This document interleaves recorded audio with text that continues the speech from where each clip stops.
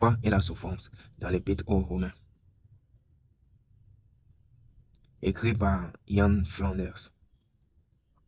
Citation biblique extraite de la Bible du Semeur, test copyright 2000, Société biblique internationale, avec permission. Table des matières. 1. Dieu a laissé l'homme libre de ses choix et de leurs conséquences. 2. Jésus le sauveur du monde. 3. Dieu se révèle dans l'affliction. 4. Nous sommes enfants de Dieu. 5. La création entière souffre. 6. Dieu fait concourir toutes choses au bien de ceux qu'il aime. 7. Dieu aime le chrétien d'un amour inconditionnel. 8. Aucune épreuve ne pourra séparer le chrétien de l'amour de Dieu. 9. L'amour de Dieu permet de vaincre le mal. 10. L'amour du chrétien envers son ennemi. 11. Jésus remportera la victoire finale sur Satan. Chapitre 1. Dieu a laissé l'homme libre de ses choix et de ses conséquences. Souffrir est le lot commun de tout homme et de toute femme. Cette douloureuse réalité nous amène à réfléchir sur des questions profondes. Pourquoi la souffrance existe-t-elle? Pourquoi la vie est-elle ainsi faite? Que nous réserve l'avenir dans un monde cruel? Comment réagir face à la peine et le chagrin? À travers les écrits de l'apôtre Paul, nous pouvons discerner des réponses à ces questions. Aussi, dans ce livret, nous nous pencherons plus particulièrement sur ces réponses contenues dans l'Épître aux Romains.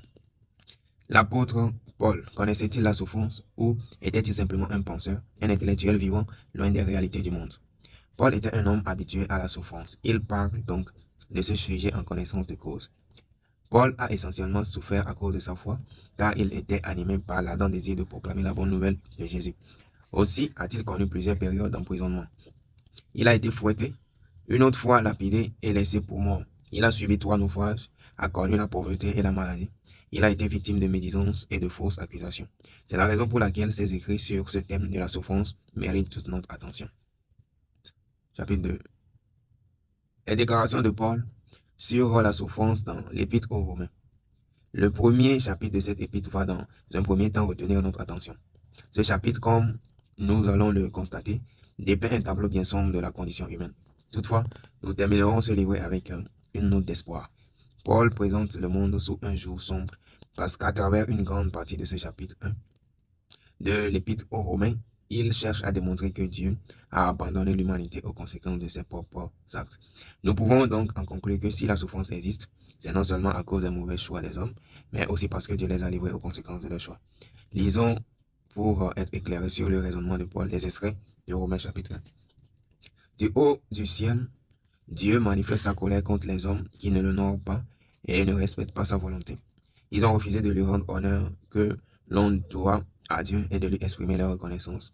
Ils se sont égarés dans des raisonnements absurdes et leurs pensées dépourvues d'intelligence s'est trouvée obscurcie.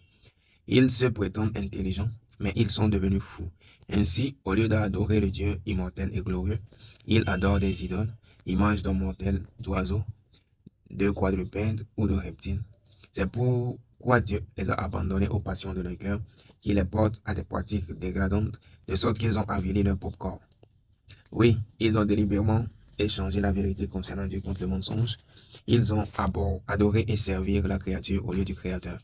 Voilà pourquoi Dieu les a abandonnés à des passions avilissantes. Ils n'ont pas jugé bon de connaître Dieu. C'est pourquoi Dieu les a abandonnés à leurs pensées faussées, si bien qu'ils font ce qu'on ne doit pas.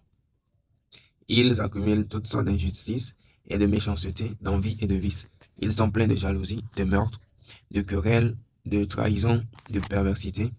Ce sont des médisants, des calomniateurs, des ennemis de Dieu, arrogants, orgueilleux, fanfarons, ingénieux à faire le mal. Ils manquent à leur devoir envers leurs parents. Ils sont dépourvus d'intelligence et de loyauté, insensibles, impitoyables. Romains chapitre 1, verset 18, 21, 26, 28 à 31. Dieu a abandonné les hommes. Paul le répète au moins 3 fois. Dieu a abandonné les hommes. Il s'agit d'une affirmation gravissime.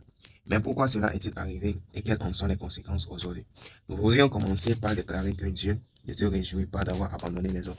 Toutefois, Dieu est juste et lorsqu'il voit l'injustice, il y répond avec droiture.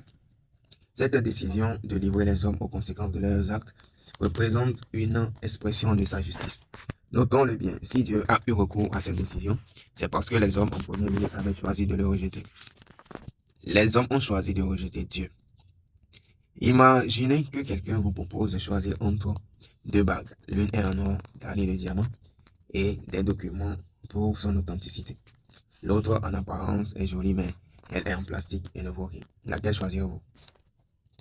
Il serait absurde de rejeter la bague en or pour prendre celle en plastique. Et pourtant, Paul enseigne que sur le plan spirituel, les hommes adoptent cette démarche. Ils préfèrent les idoles aux vrais dieux.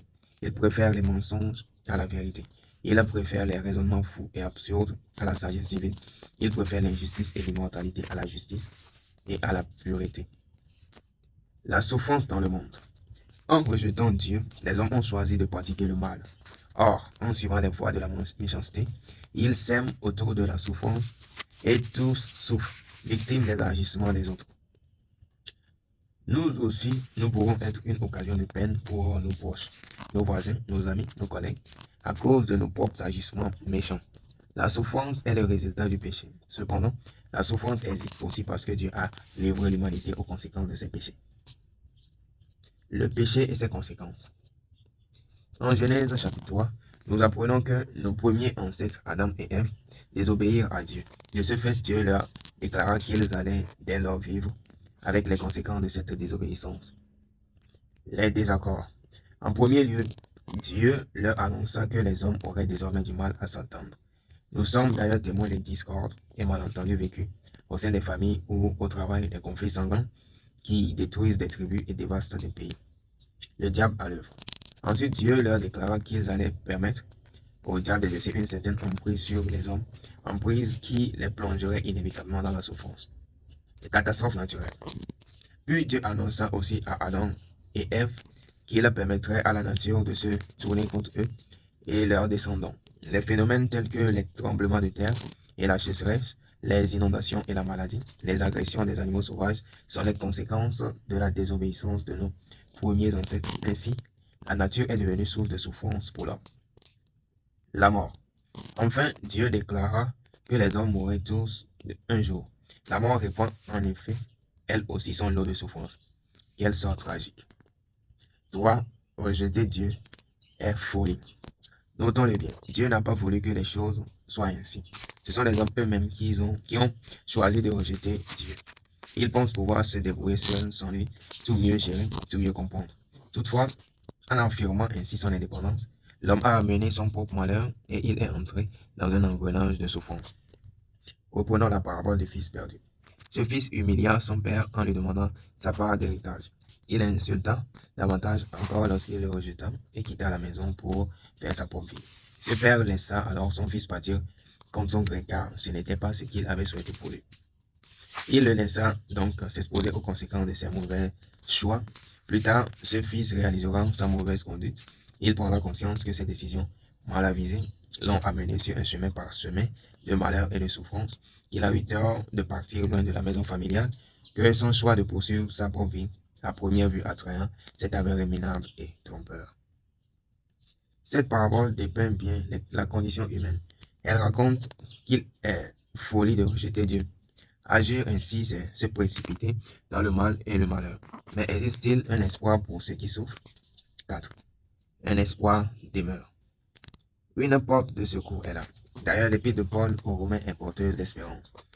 Après cette longue introduction dépeignant la triste réalité du monde, les chapitres suivants se préoccuperont davantage de l'espérance annoncée par l'apôtre Paul. Au verset 16 et 17 du chapitre 1 de l'épître aux Romains par Paul écrit: Car je suis fier de l'évangile, car c'est la puissance de Dieu par laquelle il sauve tous ceux qui croient, les juifs d'abord et aussi les non-juifs. En effet, cet évangile nous révèle en quoi consiste la justice de Dieu. Elle est reçue par la foi et rien que par la foi. Rappelons-le, le mot évangile signifie tout simplement bonne nouvelle. Nos médias nous transmettent essentiellement de mauvaises nouvelles qui malheureusement reflètent bien trop le vécu des hommes. Paul ne cache pas ces réalités bien tristes de notre existence. Toutefois, il apporte un espoir aux gens éprouvés, une espérance à tous ceux qui ploient sous de lourds fardeaux. Il leur annonce la bonne nouvelle que Dieu est sauveur. Toutefois, nous venons d'apprendre que Dieu nous a abandonnés, qu'il nous a livrés aux conséquences de nos mauvais actes. N'y a-t-il pas là une contradiction? La bonne nouvelle est que cet abandon n'est ni absolu ni définitif. Dans la parabole du fils perdu, évoquée tout à l'heure, Le Père a laissé partir son Fils et il lui a permis de vivre les conséquences désastreuses de cette décision. Cependant, ce Père attendait chaque jour le retour de son Fils. Il guettait à tout instant son arrivée, le cœur rempli de compassion. De la même manière, Dieu a laissé chaque homme et chaque femme suivre son propre chemin, un chemin qui s'avère douloureux et parsemé d'embûches. Cependant, Dieu nous aime à un point tel qu'il a conçu et mis en œuvre un plan de salut, un plan de sauvetage. Jésus-Christ est l'envoyé de Dieu par excellence. Il est le sauveur des hommes. C'est par la foi en lui que nous recevons le salut de Dieu. Et quelle est l'importance de Jésus-Christ? En quoi consiste son salut? Quelle espérance apporte-t-il à ceux qui souffrent? Ce sont les questions que nous aborderons dans les prochains chapitres. Chapitre 2. Jésus le sauveur du monde. Dans le chapitre précédent, nous avons essayé de comprendre la racine du problème de la souffrance, malheureusement si répandue dans le monde. L'apôtre Paul explique que la souffrance existe et demeure, d'une part parce que les hommes se sont détournés de Dieu pour suivre leur propre chemin insensé, et d'autre part parce que Dieu, dans sa juste colère, les a livrés aux conséquences douloureuses de leur choix.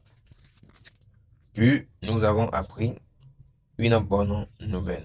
Un espoir existe car Dieu a envoyé Jésus-Christ dans le monde afin d'y sauver les hommes. À présent, nous allons nous pencher davantage sur le sens de cette bonne nouvelle en nous demandant en quoi Jésus est-il un sauveur.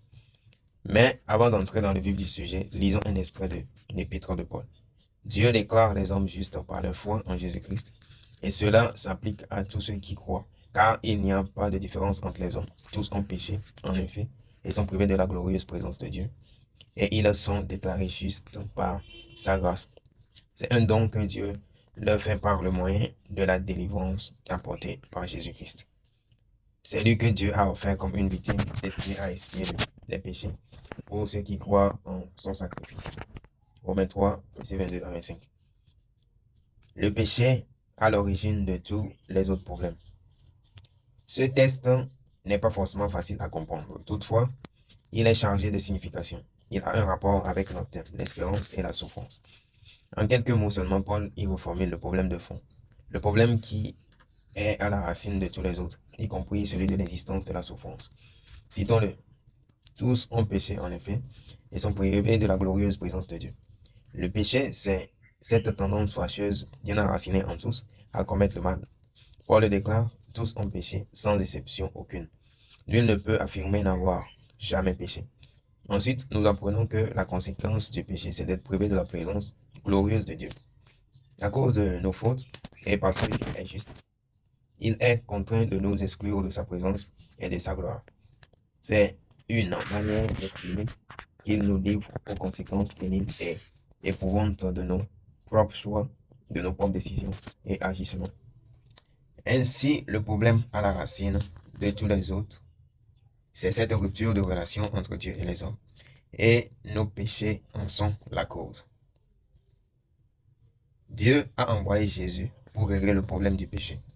Si le problème fondamental des hommes est cette rupture de relation avec Dieu, comment alors le résoudre? Voilà toute l'importance de Jésus-Christ et de sa mort sur la croix.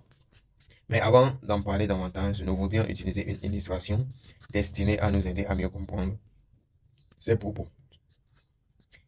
Imaginons une personne souffrant d'une maladie grave et dont la vie est menacée. Peut-être souffre-t-elle d'un cancer. Elle éprouve de fortes douleurs, lui rappelant à tout instant qu'en elle, quelque chose ne va pas. Que peuvent alors faire les médecins? Il est possible de prescrire des traitements pharmaceutiques qui soulagent la douleur. C'est déjà formidable, mais ces médicaments n'empêcheront jamais le mal de progresser. Il faut impérativement un traitement qui s'attaque au problème de base qui est le cancer, telle une chimiothérapie, par exemple, ou une intervention chirurgicale. Quant au problème plus général de la souffrance dans notre monde, les hommes peuvent agir pour la limiter ou l'atténuer. Les progrès de la médecine et de la psychologie, de la technologie ou de la politique tendent à lutter de diverses manières contre la souffrance. Toutefois, c'est comme si les symptômes seuls étaient traités sans que personne ne s'attaque à la maladie. Le problème à la racine de tous les autres est, nous le répétons, notre amitié avec Dieu brisée. Or, seul Dieu peut intervenir pour résoudre cette crise.